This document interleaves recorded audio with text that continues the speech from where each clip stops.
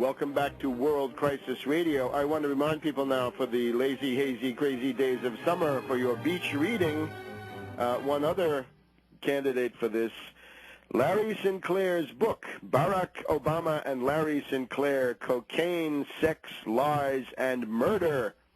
Barack Obama and Larry Sinclair, Cocaine, Sex, Lies, and Murder, by Larry Sinclair.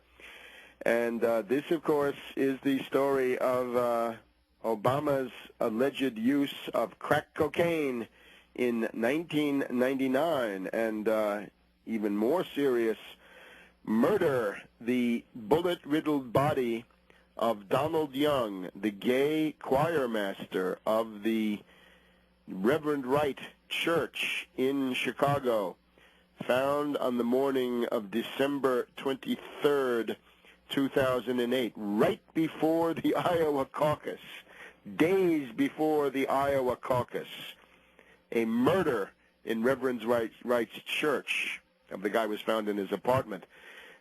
Completely, studiously ignored by the mainstream media. Every reporter in the world was standing outside Reverend Wright's church for about a week there at the height of the Reverend Wright, Goddamn America, U.S. of KKKA hysteria. But somehow this murder escaped their attention. Isn't that interesting? So Larry Sinclair gives you the lowdown on that one, too.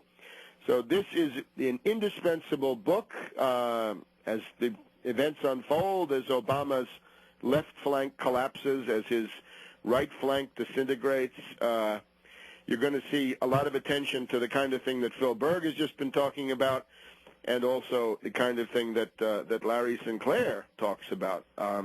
Very, very specific charges made in this book. So I urge you to get it.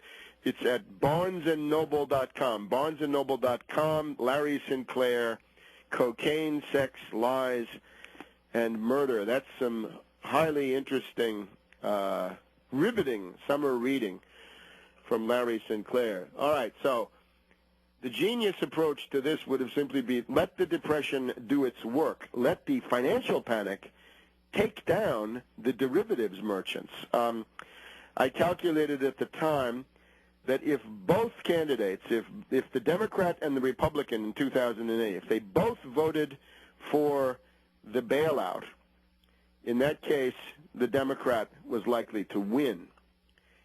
If the Democrat voted for the bailout, if the Democrat voted against the bailout, the Democrat votes against the bailout in 2008, the Democrat wins by a landslide, and the Republican Party is reduced to a 5 or 6 state regional party in the Deep South, concentrating on the typical social issues.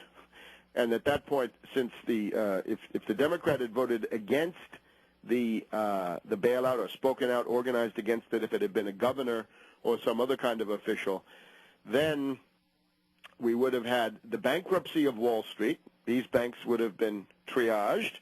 They would have been taken under the control of the Federal Deposit Insurance Corporation. Their derivatives would have been shredded.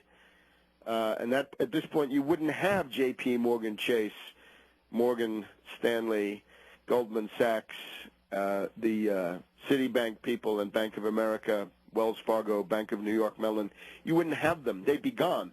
And in that general derivative shipwreck, the vast majority of insurance companies would also have gone bankrupt, because they were all in the derivatives bubble. They still are. Elizabeth Warren tells us that the vast majority of derivatives have not been liquidated or unwound. They're being kept on the books in the vain and hysterical attempt to make them worth something. Well, they are worth nothing, and they are worth less than nothing. They have negative value, like the little Abner Rasputnik back in the days of Al Cap. So that's the interesting one. Now, if the Republican had voted against the bailout and the Democrat had voted for it, the Republican would have had a fighting chance to win the election. That's the historical failure of McCain. McCain, if he'd really wanted to be president, would have voted against the bailout. But he didn't do that. He was, in some ways, trapped by Paulson, who called him back to to Washington, suspend your campaign and come back to Washington and organize for the bailout. And poor little McCain was so flattered by his ego by that call from Wall Street that he just couldn't say no. So he ended up voting for the biggest earmark, the biggest pork barrel of all time, the bailout, the TARP, right? So interesting enough, if both Republican and Democrat vote for the bailout, the Democrat wins, most likely. If the Republican votes against it and the Democrat votes for it, the Republican has a good chance or fighting chance to win. If the Democrat votes for it and the Republican votes against it, the bailout probably fails.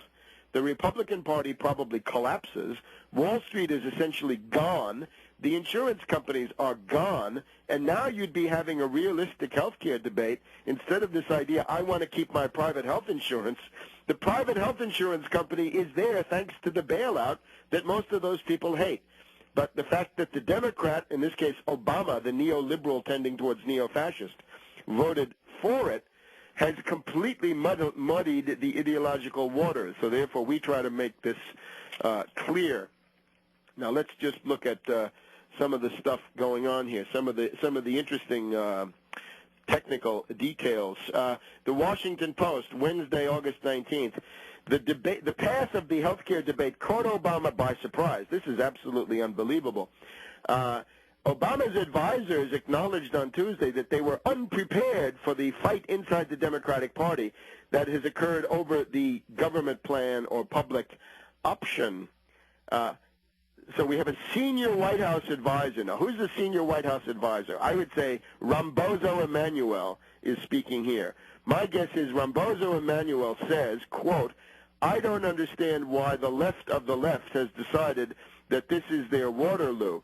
We've gotten it to the point where the health care on the left is determined by the breadth of the public option. I don't understand how this ever happened. Now, that's, I think, Rambozo.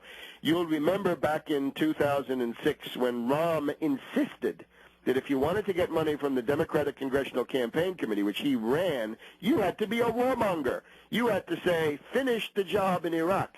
That was Tammy Duckworth. Remember her?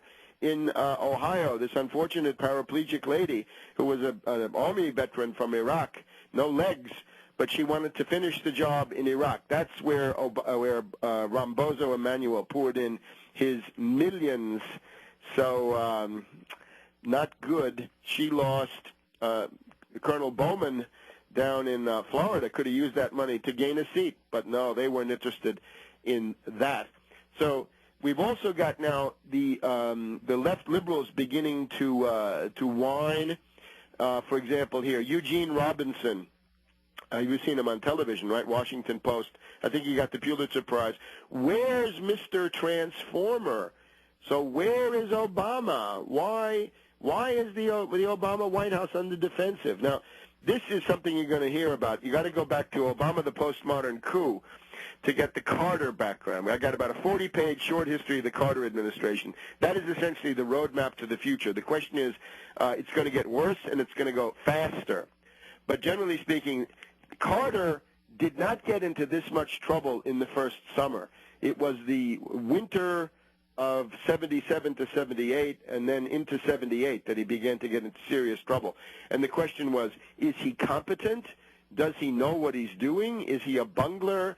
Does he have these characters from Georgia? Now, of course, these characters from Chicago who don't know what to do.